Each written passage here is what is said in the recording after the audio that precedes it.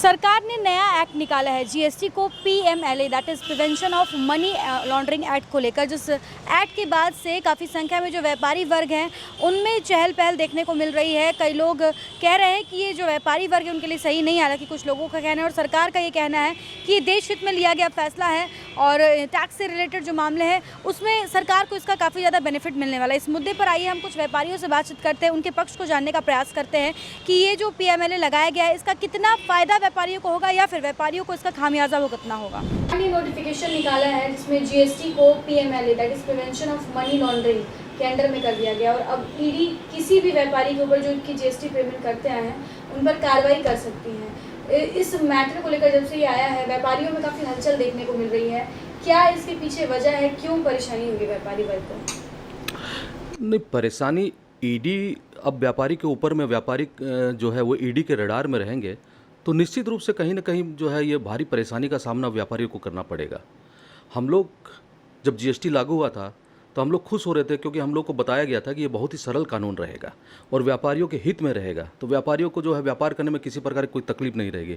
लेकिन धीरे धीरे इस कानून में इतनी पेचीदगियाँ ला दी गई कि 900 के आसपास इसमें अमेंडमेंट हो गए और अब ये लास्ट में ये जो कहें कि ताबूत में एक आखिरी कील ठोकने के हिसाब से व्यापारियों के लिए इसमें ये मनी लॉन्ड्रिंग एक्ट वाला जो है ये कानून लागू कर दिया गया। तो ये कहीं से भी न्याय संगत नहीं है।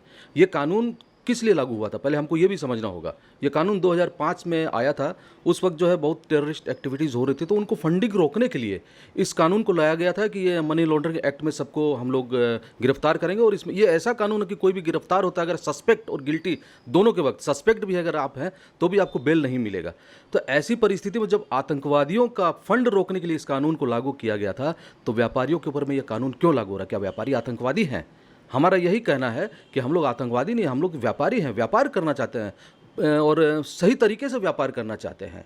तो इस तरह से अगर ये व्यापारियों के ऊपर में शिकंजा कसाएगा ईडी का तो मुझे लगता है आने वाले दिन में व्यापार करना बहुत कठिन हो जाएगा। और लोग जो आज परेशान हैं, बहुत सारे लॉ एंड ऑर्डर की स्थिति से परेशान है जिसके कारण व्यापार नहीं कर पा रहे हैं, तो ये सरकार का भी एक टेरर है।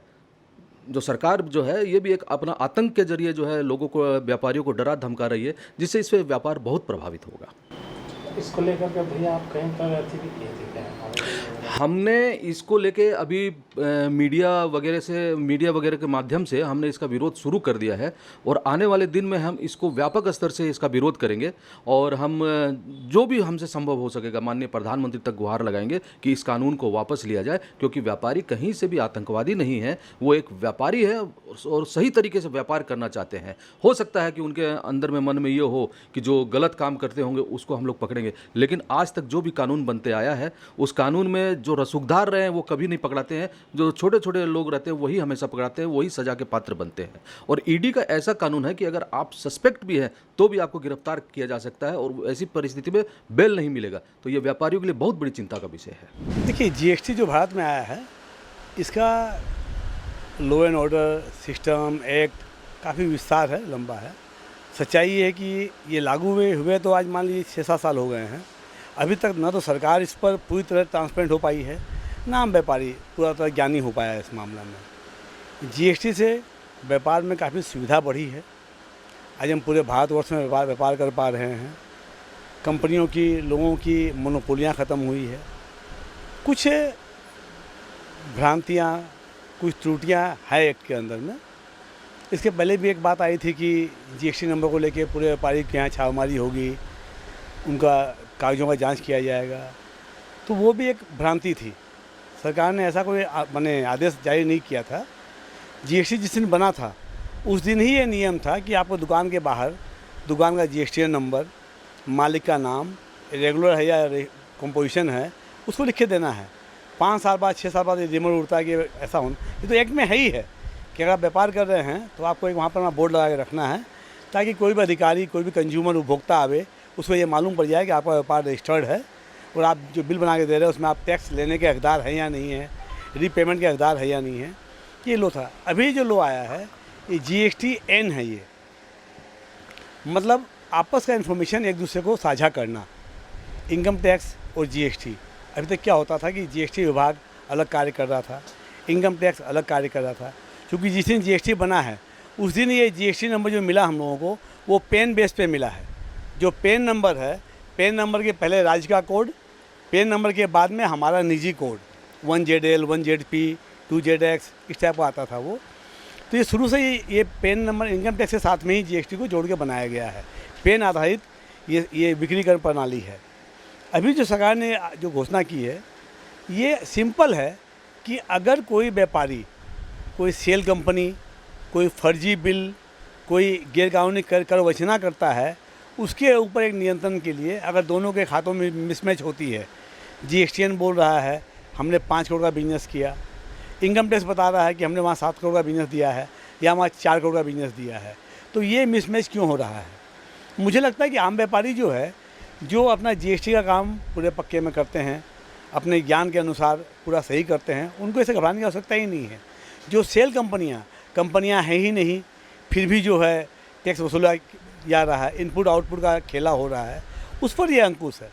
मेरे ख्याल से आम व्यापारियों को, छोटे मोटे व्यापारियों को इससे घबराने की आवश्यकता नहीं है। वैसे भी ईडी जो है, हिंदुस्तान में ईडी से तो PM, CM, DM डरते हैं। ये तो इतना बड़ा विभाग है, ये आम जनता तक पहुंचने का इसके पास इतनी फुर्सत नहीं होती है। ये एक्ट बनाया गया इन्फॉर्मेशन एक्ट है। ये जो इन्फॉर्मेशन GST का है वो साझा हो जाए इनकम टैक्स के साथ में, जो वहाँ का इन्फॉर्मेशन वो साझा हो जाए GST के साथ में। मेरे ख्याल से ये कोई माने ऐसा कोई भय वाला वातावरण की बात नहीं है। इससे घबराएंगे वही लोग जो सेल कंपनी तैयार किए हुए हैं, गलत बिल का इस्तेमाल करते हैं, आउटपुट इनपुट का गलत ये माने दस्तावेज प्रस्तुत करके जो है आम जनता को बेवकूफ़ बनाते हैं, या सरकार का जो कर चोरी करते हैं। इसलिए मेरे अनुसार जो है इससे आम जनता को घबराने की आवश्यकता नहीं है। ये जो एक्ट है ये साझा करने का एक्ट आया है, न कि कोई किसी को भयादोहन करने का एक्ट आया है। और जो व्यक्ति वैसे कामों में इन्वॉल्व रहेंगे उन पर सरकार अपना शिकंजा कसेगी। अभी तो हम जो देख रहे हैं, जिस अभी तक ऑनलाइन पेमेंट का प्रचलन देखे होंगे आप, हिंदुस्तान में डे बाय डे बढ़ते जा रहा है। तो आने वाला समय तो जो है, आप एक गुपचुप भी खा रहे हैं उसका ऑनलाइन पेमेंट कर रहे हैं, तो ये तो निश्चित है कि आपका खर्च जो है वो एक दायरे में आएगा ही आएगा। आपकी जो वास्तविक आमदनी है वो सरकार को मालूम पड़ेगी। और सरकार कभी भी जो है नियम के अनुसार ही काम करना चाहेगी। मेरे अनुसार सरकार को भी चाहिए कि ऐसी कोई भ्रांति लोगों के बीच में आती हो तो अपनी ओर से किसी विशेषज्ञ द्वारा जो है ये पोर्टल पे घोषणा करनी चाहिए कि इसमें क्या क्या समस्याएं आएगी, किनको सावधान रहना है। जो ईमानदार व्यापारी हैं, ईमानदार जनता है, वो क्या सावधानी बरते, कैसे ट्रांजैक्शन से बचे, किस तरह में जो अपने आप को जो है सही साबित रख सके। इसके सरकार को भी एक जो है स्पष्टीकरण जो है नोटिफिकेशन जारी करना चाहिए। और मैं तो कहूँगा विजुअल जारी करना चाहिए, ताकि लोगों को ये मालूम पड़े कि इससे सरकार जो है आम जनता को परेशान करने वाली नहीं है। वैसे गलत व्यापारी जो सरकार का पूरा धन खा जा रहे हैं, कर संग्रह कर रहे हैं और भोले भाले जनता को भी पीड़ित बना दे रहे हैं, उनसे सावधान होने की आवश्यकता है। मामले पर व्यापारियों से बातचीत की तो कुछ का ये कहना है कि 2017 में जब GST लाई गई थी तो यही सोचकर लाया गया था कि व्यापारी जो है वो आराम से अपना काम करेंगे और टैक्स पे करेंगे बिल्कुल सही तरीके से। और अब जिस प्रकार से ये prevention of money laundering act इसमें लगाया जा रहा है, ऐसे में वो व्यापारी जो कि सही ढंग से भी काम कर रहे हैं उन पर भी शिकंजा कस सकता है, ऐसा एक जन का मानना है। उनका कहना है कि ऐसे में अगर किसी प्रकार का कोई संदेह भी होता है तो ईडी इतनी स्वतंत्र होती है कि वो संदेह के आधार पर भी किसी को गिरफ्तार कर सकती है और इस मामले पर बेल भी नहीं मिलेगा। हालांकि कुछ लोगों का ये भी कहना है कि ये बस एक पारदर्शिता मेंटेन करने को लेकर एक फैसला लिया गया, जिसमें GST और इनकम टैक्स को लेकर आपस में एक दूसरे से लोग जो हैं, जो व्यापारी है, उन पर साझा कर सकते हैं। कुछ का ये मानना है कि इससे जो छोटे व्यापारी हैं उनको परेशानी हो सकती है। वहीं किसी का ये भी मानना है कि इससे तमाम वो वर्ग के लोग, जिससे कि जो बड़े बड़े वर्ग के लोग हैं और जो कि आज तक टैक्स की चोरी करते आए हैं, उन लोगों पर शिकंजा कसेगा। अब देखते हैं कि इस एक्ट के बाद से आने वाले समय में व्यापारियों पर क्या कुछ असर देखने को मिलता है। लेकिन फिलहाल एक्ट के लागू होने के बाद से ही तमाम जो व्यापारी हैं, चाहे वो छोटे व्यापारी हो या बड़े व्यापारी हो, उन पर इसका असर देखने को मिल रहा है। इस तरह के तमाम अपडेट्स हम आप तक पहुंचाते रहेंगे अपने सहयोगी संतोष के साथ। Shambhavi Singh, the news post, Dhanbad.